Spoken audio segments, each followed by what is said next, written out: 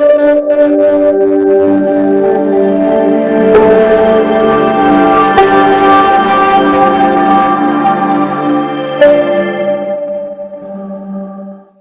everyone, welcome back to my channel Gyan Gate. So this is something about me you just can read out.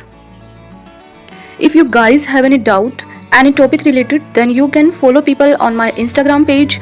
I will provide you the link in the description box, or you guys can go about and check out. This is a good platform connecting with you guys to solve your problems. So don't forget to follow me on my Instagram page. If you want some notes or PDF related to my videos, so you can join me on my Telegram channel. I will provide that link in the description box. Today I want to share something with you guys. If you are also an IGNOU student and if you don't have much time to study during the exam time, then you can go towards Neeraj Books. For the past 40 years, Neeraj Publication has been tending to the field of education by developing reference book, sample paper, question bank and so more. Neeraj books provide to be beneficial as the question provided were extremely helpful for your exam because the language written in those books is also very simple and important questions are also there. And if you want to purchase these books, then you can use my coupon code GYANGATE so that you will get extra 5% discount. And this coupon code is available only on the official website of Neeraj Publication. So what are you waiting for? Go as soon as possible and purchase those books so that you can get good marks in your exam. I have written the code of all the handwritten notes here. If you want it, then you guys tell me on Telegram and Instagram. I will provide that link in the description box. You have just to pay a small amount.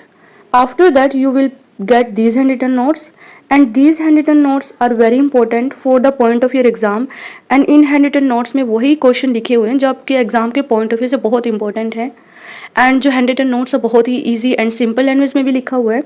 So purchase these handwritten notes so that you can get good marks in your exams. Hi everyone, welcome back to my channel Gyan gate.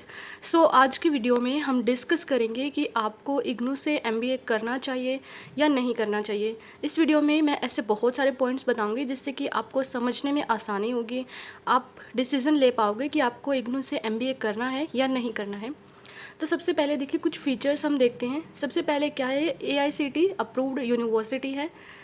Then उसके बाद offered across pan India and selected countries outside in India. मतलब इसमें ऐसा नहीं है कि इसमें बस इंडिया के ही स्टूडेंट है या फिर ये इंडिया में ही एप्लीकेबल है, ये इंडिया से बाहर भी एप्लीकेबल है.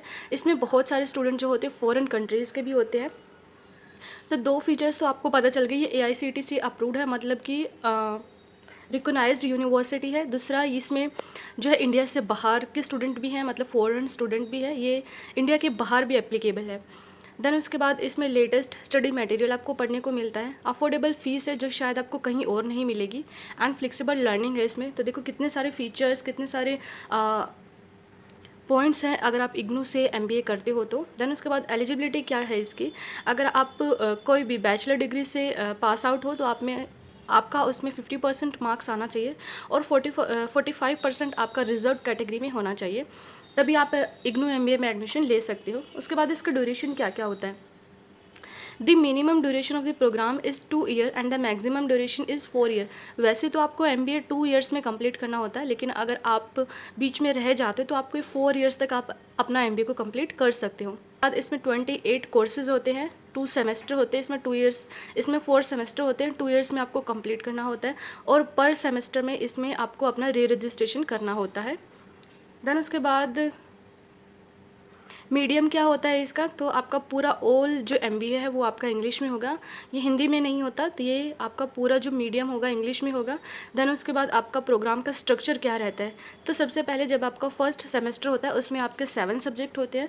सेकेंड सेमेस्टर जब होगा आपका उसमें भी 7 सब्जेक्ट होते हैं. थर्ड सेमेस्टर जब होता है उसमें आपका 2 कोर सब्जेक्ट होंगे, 4 आपके स्पेशलाइजेशन होंगे. जो भी आपने स्पेशलाइजेशन लिया है उसके बारे में अभी हम नीचे बात करेंगे. तो 4 आपके स्पेशलाइजेशन के सब्जेक्ट होंगे. 1 जो होता है आपका प्रोजेक्ट होता है. सबसे हार्ड जो जाता है पूरा एमबीए में वो प्रोजेक्ट जाता है. प्रोजेक्ट जो होता है मेन रोल प्ले करता है आपका एमबीए में, क्योंकि जब तक आपका प्रोजेक्ट इनकम्प्लीट रहेगा तब तक आपका डिग्री नहीं आएगा. तो थोड़ा सा प्रॉब्लम आपको बस प्रोजेक्ट बनाने में होता है, बाकी आपका पूरा MBA अच्छे से क्लियर हो जाता है। उसके बाद आता है आपका फोर्थ सेमेस्टर। फोर्थ सेमेस्टर में आपके 4 कोर सब्जेक्ट होते हैं, 3 आपके स्पेशलाइजेशन के सब्जेक्ट होते हैं। टोटल आपके 7 सब्जेक्ट्स होते हैं पर सेमेस्टर वाइज। देन उसके बाद है आपका, तो इसमें आपके 28 कोर्सेज इंक्लूड होते हैं, जैसे कि 20 कोर। पहले तो इसमें MMPC 01 से लेकर MMPC 020 तक सब्जेक्ट होते हैं जो आपके पर सेमेस्टर में इंक्लूड होते हैं। देन उसके बाद आपके 7 कोर्स होते हैं जो भी आप स्पेशलाइजेशन लोगे उसके अकॉर्डिंग उसमें इंक्लूड होते हैं। देन उसके बाद इसमें एक प्रोजेक्ट होता है, प्रोजेक्ट होगा वो 2 कोर्स को मिला के आपका एक प्रोजेक्ट बनता है। देन उसके बाद student need to select 7 courses in each of the semester during the programme. आपको हर सेमेस्टर में 7 सब्जेक्ट मिलेंगे और ये कंपल्सरी है। आपका जब स्पेशलाइजेशन हो जाएगा तो उसके हिसाब से आप अपना जो कोर्स होता है वो चूज़ कर सकते हो, लेकिन आपके 7 कोर्सेज रहेंगे। देन उसके बाद student need to select only MMPC 07 1 to 7 in the first semester. जब आपके 1 to 7 होते हैं, MMPC 01 से लेकर MMPC 07 तक ये 7 सब्जेक्ट है, तो इसमें आप चूज़ नहीं कर सकते, ये कंपलसरी सब्जेक्ट होते हैं फर्स्ट सेमेस्टर में। उसके बाद आपका सेकंड सेमेस्टर होता है जो कि आपका MMPC 08 से लेकर MMPC 014 तक होता है, ये आपका सेकंड सेमेस्टर होता है। देन उसके बाद आपका थर्ड हो जाएगा। थर्ड सेमेस्टर में आप अपना स्पेशलाइजेशन चूज़ करते हैं। स्पेशलाइजेशन में आपको मिलेंगे जैसे कि ह्यूमन रिसोर्सेज मैनेजमेंट, HRM में आप कर सकते हो, फाइनेंशियल मैनेजमेंट में आप कर सकते हो। देन उसके बाद ऑपरेशन मैनेजमेंट में, मार्केटिंग में, सर्विस मैनेजमेंट में। तो ये सारे स्पेशलाइजेशन हैं जो इग्नू प्रोवाइड करवाता है, ठीक है। तो जो भी आपको अपने हिसाब से, अपने इंटरेस्ट के हिसाब से आपको ठीक लगे, आप अपना वो स्पेशलाइजेशन चूज़ कर सकते हो। देन उसके बाद जब आपका थर्ड सेमेस्टर शुरू होता है उसमें आपका MMPC 015 आता है, 16 आता है, और MMP 001, ये 3 सब्जेक्ट तो आपके सभी के कंपलसरी होते हैं। बाकी जो भी आपका स्पेशलाइजेशन होगा उसके हिसाब से आपके सब्जेक्ट आते हैं। देन उसके बाद जब आपका लास्ट सेमेस्टर होगा उसमें आपका MMPC 017 से लेकर 20 तक होंगे। स्पेशलाइजेशन से इंक्लूड जो सब्जेक्ट होंगे वो होंगे। बाकी आपका प्रोजेक्ट जो होता है वो थर्ड सेम में ही आता है। तो इस हिसाब से आपके हर सेमेस्टर में 7 सब्जेक्ट होंगे। उसके बाद यहाँ पर आप अपने पूरे सब्जेक्ट्स देख सकते हो, सब्जेक्ट्स के नेम देख सकते हो। जैसे कि फर्स्ट सेमेस्टर में आपका MMPC 01, MMPC 02, 3, 4, 5 एंड 6 एंड 7, और यहाँ पे पूरे उनके नेम लिखे हैं कि जो MMPC 01 है उसका नेम है management functions and organisational process. Second जो है MMPC 01, उसमें आपको ह्यूमन रिसोर्सेज मैनेजमेंट।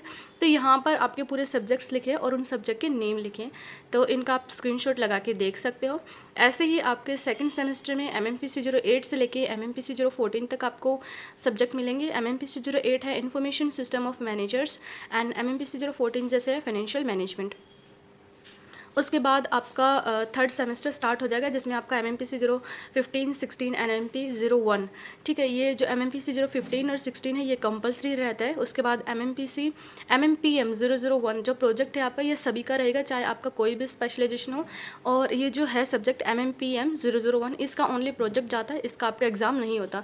इसमें आपको सारा कॉन्सेंट्रेट आपका प्रोजेक्ट में करना पड़ेगा। स्टार्ट होता है सेमेस्टर 4, उसमें आपको MMPC 017, 18, 19 एंड 20, ये 4 जो सब्जेक्ट है आपके ये कंपलसरी होते हैं। उसके बाद आपको 3 सब्जेक्ट मिलेंगे, वो आपके स्पेशलाइजेशन के अकॉर्डिंग मिलेंगे।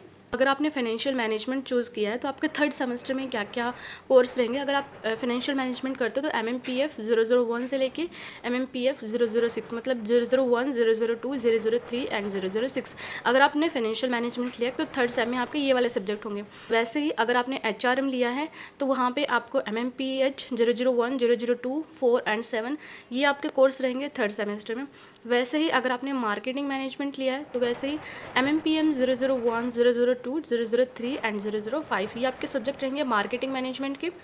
ऑपरेशन मैनेजमेंट का स्पेशलाइजेशन अगर आपने चूज़ किया है वैसे ही वहाँ पर होंगे MMP और 001, 002, 005 एंड 006 ये सब्जेक्ट आपको ऑपरेशन मैनेजमेंट में देखने को मिलेंगे। अगर आपने चूज़ किया है सर्विस मैनेजमेंट तो आपको MMPH 002, इसमें सारे सब्जेक्ट आपके इंक्लूड होते हैं जो आपके HRM में है, ऑपरेशन मैनेजमेंट में है, मार्केटिंग में है, FM में है, तब जाके बनता है आपका सर्विस मैनेजमेंट। तो ये तो थे आपके थर्ड सेमेस्टर के, उसी तरह होंगे आपके फोर्थ सेमेस्टर के। आप एडमिशन कैसे ले सकते हैं, आप डायरेक्ट इग्नू की साइट पे जाके अपना इग्नू समर्थ पोर्टल पे जाके रजिस्ट्रेशन करवा सकते हो और वहाँ से आप अपना एडमिशन स्टार्ट कर सकते हो। प्रोग्राम फीस जो होती है वो होती है 15,500, ठीक है, ये आपकी फ़ीस होती है। उसके बाद एग्जिट सर्टिफिकेशन को अगर आप चाहते हो, अगर आपने 1 साल तक MBA किया उसके बाद अगर आप उसको बीच में स्किप करना चाहते हो तो तभी भी आप उसको MBA को स्किप कर सकते हो। बाकी अगर आप पूरा एमबीए कंप्लीट करते हो तो उसके बाद जितने भी सर्टिफिकेट होते हैं वो आपके घर पर डिलीवर कर दिए जाते हैं। बाकी आपको जो कॉन्वोकेशन का फॉर्म होता है डिग्री के लिए, कॉन्वोकेशन का फॉर्म आपको फिल करना होता है बस, उसके बाद भी आपकी जो डिग्री होती है वो घर पर आ जाती है। देन उसके बाद है इवैल्यूएशन। अगर इसमें आपके असाइनमेंट्स जाते हैं और एग्ज़ाम्स होते हैं। फोर्थ सेमेस्टर होते हैं आपके, फोर्थ सेमेस्टर में फोर्थ सेमेस्टर के असाइनमेंट्स जाएंगे और एग्ज़ाम होंगे। असाइनमेंट का आपका वेटेज होता है 30% और जो एग्ज़ाम होते हैं उसका वेटेज होता है आपका 70%। इन दोनों को मिला के आपका पूरा ग्रेड कार्ड बनता है। और जो प्रोजेक्ट होता है, प्रोजेक्ट का भी आपका ग्रेड मिलता है। प्रोजेक्ट का एग्ज़ाम नहीं होता लेकिन उसका बस ग्रेड मिलता है आपको, जो कि आपके ग्रेड कार्ड में इंक्लूड होता है। उसके बाद जो ग्रेड्स आते हैं उसका क्या मीनिंग होता है। अगर आपको ए आया है तो एक्सीलेंट, बी आया है तो वेरी गुड, एंड सी आया तो गुड, और डी आया है तो सेटिस्फैक्ट्री। ठीक है। और पहले क्या होता था, पहले जब न्यू एमबीए स्टार्ट हुआ था तो उसमें डी ग्रेड को फेल कर देते थे, लेकिन अभी कुछ चेंजेस के बाद डी ग्रेड में भी आपको पास कर देंगे। इफ़ इन केस अगर आपके असाइनमेंट में ए बी ग्रेड आया है तो उसके बाद आपका डी ग्रेड भी पास हो जाएगा। इफ़ इन केस अगर आपके असाइनमेंट में भी सी या डी ग्रेड आया तब आपका डी ग्रेड में पास नहीं करेंगे। तो ये तो था आपका grading system.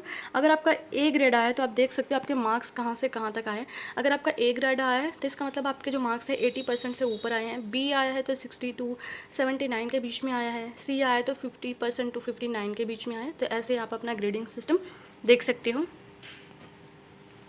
Time and examination मतलब जब आपके एग्ज़ाम होते हैं कब उसके फॉर्म फिलअप किए जाते हैं और लेट फीस कब आपको देनी पड़ती है। देखो, अगर आप जैन का सेशन है मतलब, तो जैन का सेशन का आपके एग्ज़ाम आएंगे 1 मार्च टू 31 मार्च तक आपको उसका एग्ज़ाम फॉर्म फिल कर देना है। ठीक है। और अगर आपको दिसंबर में एग्ज़ाम देने, मतलब अगर आपको जून में एग्ज़ाम देने, आपका जनवरी वाला सेशन है तो आपको 1 मार्च टू 31 मार्च तक का आपको अपना जो एग्ज़ामिनेशन फॉर्म है वो फिल कर देना है। और अगर आपका दिसंबर में है तो 1 सितंबर टू 30 सितंबर तक आपको एग्ज़ाम फुलफिल कर देना है। अगर आप उसी डेट में फिल करते हो तो आपका कोई भी लेट फीस नहीं लगता है।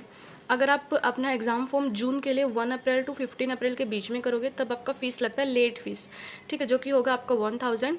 और वैसे ही अगर आपको दिसंबर में आपका एग्ज़ाम देना है तो उसका जो एग्ज़ामिनेशन फॉर्म होता है वह सितंबर में निकलता है। लेकिन बाई चांस अगर आप लेट हो जाते हो, आप करोगे 1 अक्टूबर से 15 अक्टूबर के बीच में करोगे तब आपका लेट फीस लगेगा। तो आपका एग्ज़ामिनेशन फॉर्म जब भी आए आपको सबसे पहले फिल कर देना है, क्योंकि जब भी आप एग्ज़ाम फॉर्म फिल करते हो तो आपको जल्दी करना चाहिए। अगर आप लेट करते हो तो आपके जो आरसी में जो सीट होती है वो भी फिल हो जाती है। आप अपना जो रीजनल सेंटर या एग्ज़ामिनेशन सेंटर आप चूज़ करोगे तो वो आपको नहीं मिलेगा। तो जब भी आपको एग्ज़ाम देने हो तो एग्ज़ामिनेशन फॉर्म निकलने के साथ ही आप अपना फॉर्म फिल कर देना। देन उसके बाद आपकी एग्ज़ामिनेशन फ़ीस क्या होती है, ये होती है आपकी 200 रुपीज़ पर कोर्स के हिसाब से। आप इसको पेमेंट कर सकते हैं क्रेडिट कार्ड से, डेबिट कार्ड से या नेट बैंकिंग से। देन उसके बाद जो आपका स्टडी मटेरियल होता है वो कैसे डिस्पैच किया जाता है। ठीक है, जो आपका स्टडी मटेरियल है वो आपके घर पर ही डिलीवर कर दिया जाता है। इसकी काउंसलिंग होती है जनवरी टू मई में और जुलाई टू नवंबर में। देन उसके बाद सबमिशन ऑफ असाइनमेंट्स आपको सबमिट करना होता है। अगर आपका जनवरी सेशन है तो 30 अप्रैल तक आपका जनवरी सेशन के असाइनमेंट चले जाने चाहिए। अगर आपका जुलाई सेशन है तो 31 अक्टूबर तक आपका जो असाइनमेंट्स है वो चले जाने चाहिए। और असाइनमेंट्स का जो ग्रेड आता है वो तभी आता है जब आपके एग्ज़ाम के ग्रेड आते हैं, तो उन दोनों के साथ में आपका असाइनमेंट्स का भी ग्रेड आता है। उसके बाद आप अपना फीडबैक चेक कर सकते हो 15 मई के बाद में। अगर आपको देखना है कि असाइनमेंट आपका सबमिट हो गया या नहीं हो गया तो आप अगर आपने 30 अप्रैल को दिया है तो आप 15 मई को देख सकते हो। वैसे ही टर्म एंड एग्जामिनेशन आपके एक साल में 2 बार होते हैं, एक बार होता है जून में और एक बार होता है दिसंबर में। देन उसके बाद आपको हर सेमेस्टर में अपना री रजिस्ट्रेशन करना होता है, जो आप इग्नू के समर्थ पोर्टल पे जाके करवा सकते हो। एग्जामिनेशन फ़ी जैसे मैंने आपको ऊपर बताया 200 रुपीज़ पर कोर्स होता है।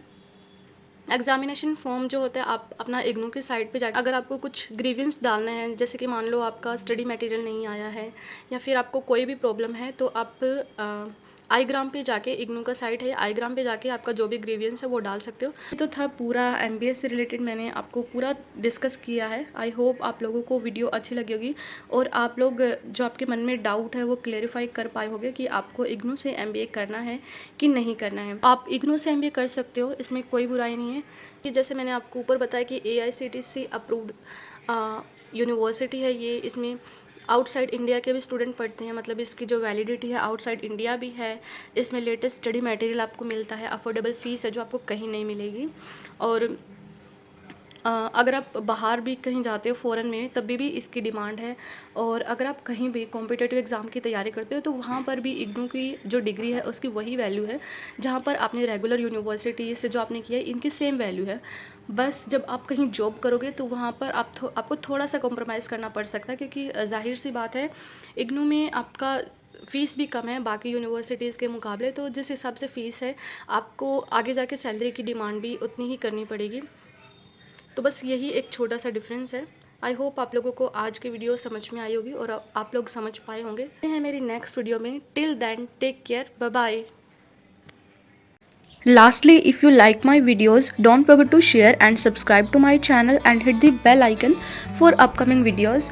और जैसा कि मैं अपनी हर वीडियो में बोलती हूँ कि जो ज्ञान होता है वो बांटने से बढ़ता है। अगर आप लोग बांटोगे ना तो आपका भी ज्ञान बढ़ेगा ही। सो लाइक करना, शेयर करना एंड कुछ भी डाउट हो तो कमेंट सेक्शन में लिखना बिल्कुल मत भूलना। Until next time, stay curious and keep learning. Thanks for watching.